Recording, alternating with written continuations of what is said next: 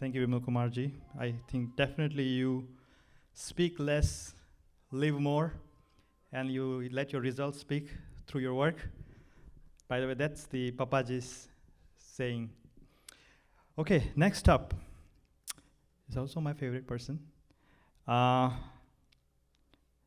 he needs no introduction. Basically, any corporation, when they have the new team, they have this called team building exercise, you know. And the reason is that the Maitri Bhav, the friendliness comes out, so the project is very successful. And the leader has to be good. In our Samaj, you know, this person has really is suhurat with everyone and really created this feeling, this culture of friendliness, openness, and he runs to do seva of any devotee, you name it. I have been personally touched by him as well. So I will call upon Sapanbhai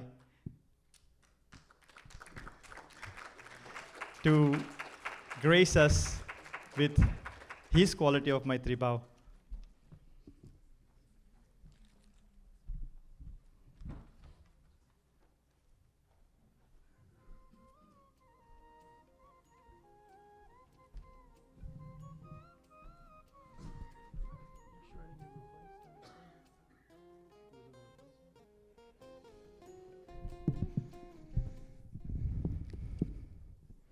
Just one thing, girl.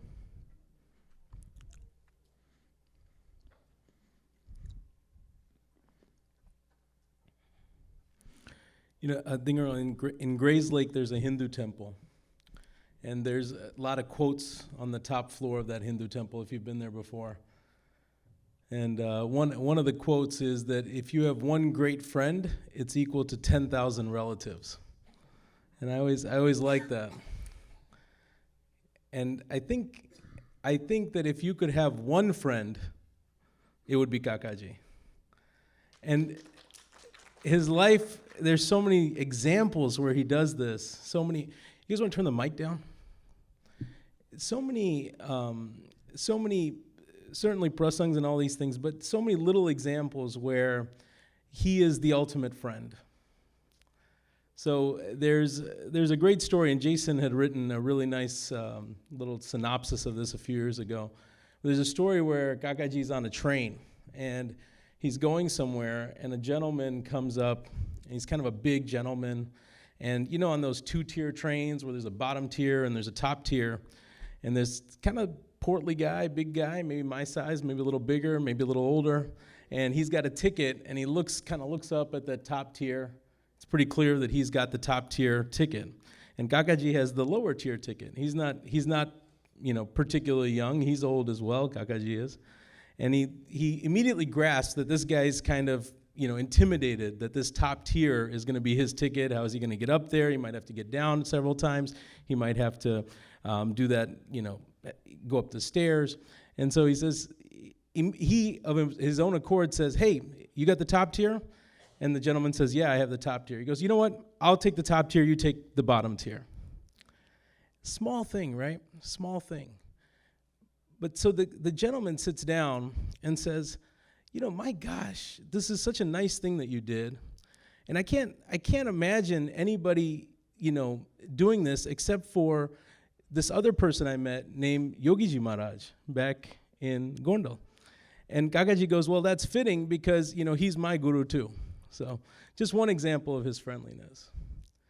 Another example is one actually I was reading today where he was in Tardev, and there's a guy who sells chana, and he's a street vendor, and he sells these chana packets. And he's kind of walking through, and if you guys have been down there, he's kind of your average street vendor for chana. And so he's like walking down, and he's kind of aware that Kakaji or somebody kind of prominent lives in this, sixth floor of the Tardev building. And so he's kind of walking by, but he's a little bit shy. He doesn't go up, just kind of minds his own business, does his own thing. And then he kind of hears somebody yell from the balcony and says, "Hey, why don't you bring some chana up here?" and it's Kakaji. So Kakaji invites him up, and so he gives some chana, and he offers it to, for tar. And so Kakaji says, now that you've offered your chana for tar, what can I do for you? And so this thing that must have been going on in this guy's mind kind of comes out. And he's like, look, I'm a street vendor. My kid just graduated from college, and he's kind of got this job, but they're asking for a reference.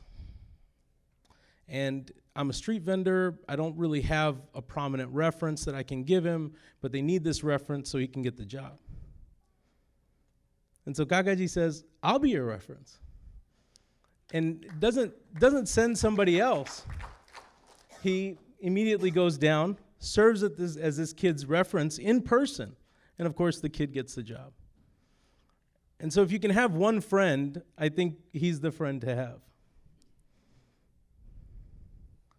So I've told you guys this story many times, but it's especially my dad's here. I'll tell the story again. So the friend to have right now, in my opinion, is also exemplified by Dinker Uncle.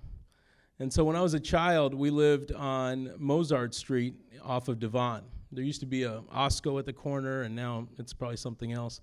But it's very close to Devon and Mozart. And so my parents were, it's probably between 84 and 85 or so. And my sister's 2 years younger than me. She was about probably 2 maybe, and I was 4, or maybe she was 3 and I was 5, something like that. And so we had this small apartment on Mozart, you guys can imagine it. And there's no AC, and so the fans are running. It's a hot summer day. It's this hot summer night. And Seema's kind of running around, and my dad's running around after her. And he kind of trips.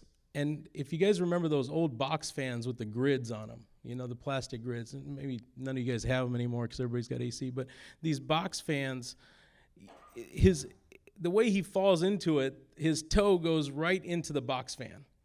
So, the blade's kind of spinning, it chops off a piece of his toe.